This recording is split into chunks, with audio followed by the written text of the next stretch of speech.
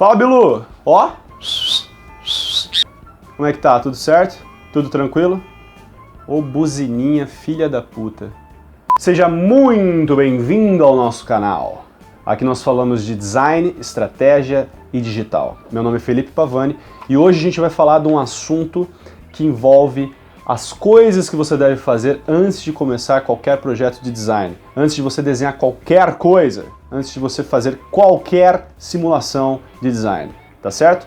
Então vamos lá. Primeira coisa de tudo que você deve fazer quando um cliente chega até você ou quando você vai até um cliente e tenta fechar um negócio, tenta fechar uma venda com esse seu cliente para vender os seus serviços, você deve ter tudo muito bem estabelecido logo na primeira reunião. Vamos fazer uma suposição aqui. O cliente chega até você pelo Facebook ou pelo e-mail ou como indicação de uma terceira pessoa. Você precisa saber mais sobre esse cliente, você precisa saber mais sobre o que ele vende, por que ele chegou até você, quais os objetivos que ele tem com o projeto que ele está pensando em produzir. Esse escopo de perguntas, eles devem estar muito bem definidos antes de você começar qualquer tipo de projeto, tá certo? Então, vamos supor aqui, você começou a conversar com ele pela internet, 10 minutos depois de conversa, 5 minutos depois de conversa, enfim, você marca uma reunião pelo Skype, tá? Tenta conhecer ele pessoalmente, tenta conversar com ele pessoalmente, entre aspas, né? Eu digo, você ter um contato mais próximo com ele, longe somente do textual, você tentar conversar com ele via vídeo, ver quais são as hesitações que ele tem quando você faz algumas perguntas. Você tem que tentar entrar no mundo do cliente e tentar conhecer ele o mais próximo possível, tá certo? Depois dessa primeira reunião, essa reunião aí pode durar 40 minutos, 50 minutos, você pode deixar já pré-estabelecidos os valores que podem surgir dessa reunião, desse projeto final, e para você também passar uma segurança para o cliente do que ele pode esperar de você e do que você pode esperar dele, beleza? Então, a partir dessa reunião inicial, existem 3 pontos fundamentais que você pode seguir. Eu não vou dizer deve seguir, mas que você pode considerar, você deve considerar antes de fazer qualquer projeto de design, tá certo? Os 3 pontos principais são: 1. Definir o objetivo do projeto. Você tem que definir o que esse projeto a razão desse projeto vir à tona. Qual é a razão desse projeto vir à tona? Você, não sei, pode ser aumentar as vendas, pode ser aumentar a percepção da marca, pode ser conseguir apresentar um serviço novo para um mercado que ainda está em ascensão, alguma coisa nesse sentido. Você tem que definir qual é o objetivo, por que o cliente veio até você e o que ele espera alcançar desse serviço que você vai prestar, beleza?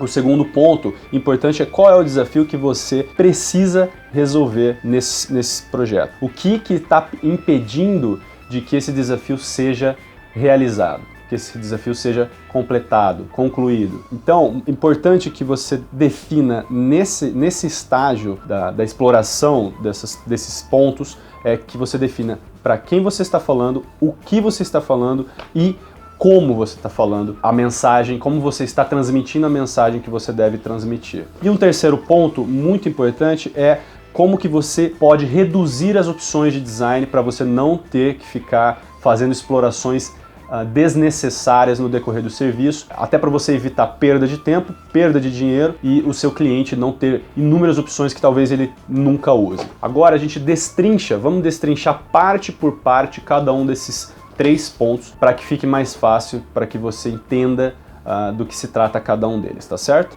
O primeiro ponto que a gente conversou, você deve definir muito bem os objetivos que o projeto vai ter. O primeiro ponto que você deve considerar é que você deve ouvir muito bem o que seu cliente tem a dizer. Por exemplo, pela minha experiência, as mulheres...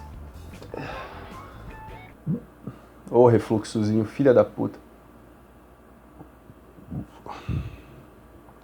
Pela minha experiência profissional, as mulheres geralmente elas são muito mais comunicativas, elas falam muito mais. A última cliente que eu atendi, ela tinha um conhecimento do seu serviço muito aquém de vários clientes que eu já atendi antes, e ela me explicou tudo muito detalhadamente. Então, no decorrer do projeto, que era um projeto de marca, foi muito mais fácil de conseguir completar o projeto e no final não ter nenhuma refação, não ter nenhuma alteração no projeto final, e facilitou muito a entrega, bem como ficar bastante satisfeita com o projeto final. Então foi tudo anotado, bonitinho, a gente conversou várias vezes, eu fiz várias perguntas para ela, mas não aquelas perguntas de questionário, e sim perguntas como se a gente estivesse num bate-papo de amigo, amigável, normal. Eu realmente me interessei em entender o serviço que ela prestava e por que ela precisava de mim para conseguir alcançar os objetivos que ela tinha, que na época era estabelecer uma nova identidade para sua empresa, porque ela estava passando por mudanças. Um outro ponto importante nesse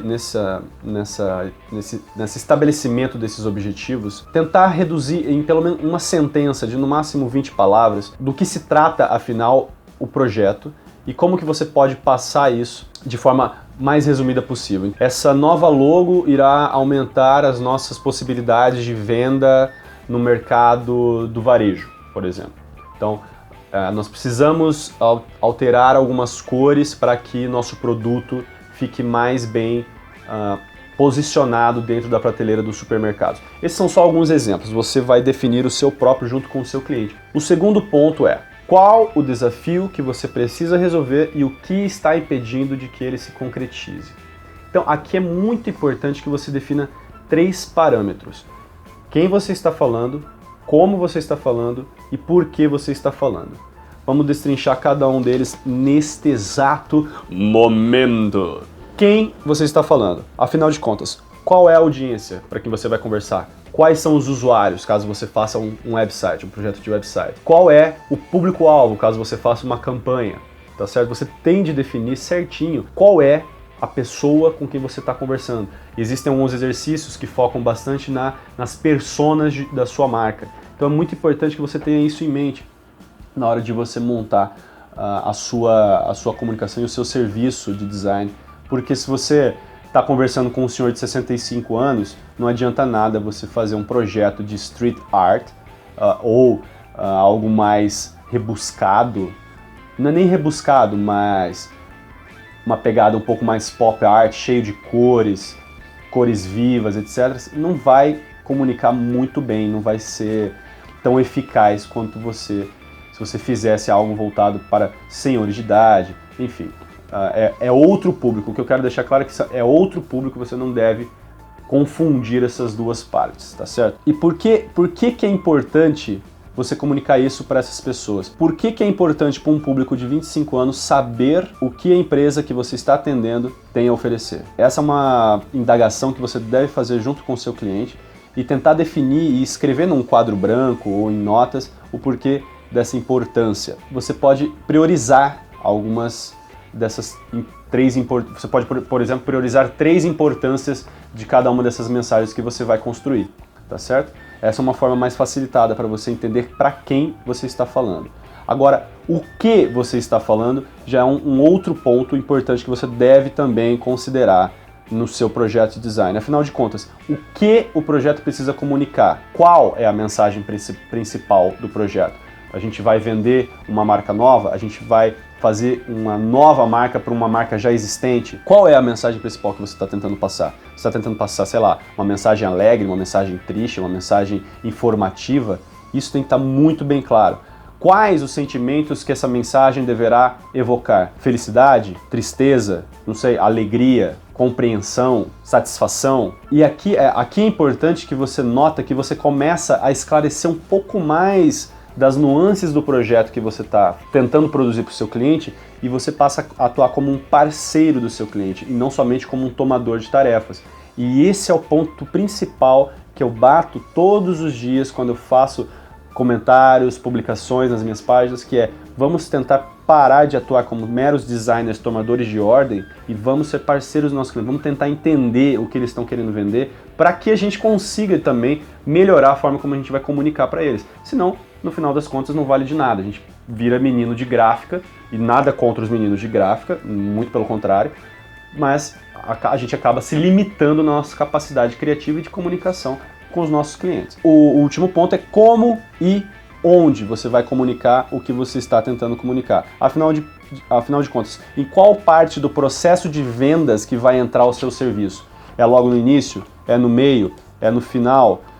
Você precisa fazer com que a marca seja percebida, então é no topo do funil? Ou você precisa que a marca seja reconhecida após uma venda que o seu cliente fez a um usuário, então é mais para baixo do meio? Você tem que definir isso muito bem definido, porque senão você vai acabar tendo uma comunicação fora do parâmetro que o seu cliente precisa. Então, por exemplo, que tipo de atenção que cada processo de venda precisa ter na entrega do seu serviço? Por exemplo, se a gente está tentando fazer com que a marca seja mais reconhecida, a mensagem que a gente tenta passar tem uma atenção diferente de uma mensagem que seria feita caso o usuário visse essa mensagem no final de um funil de vendas, por exemplo.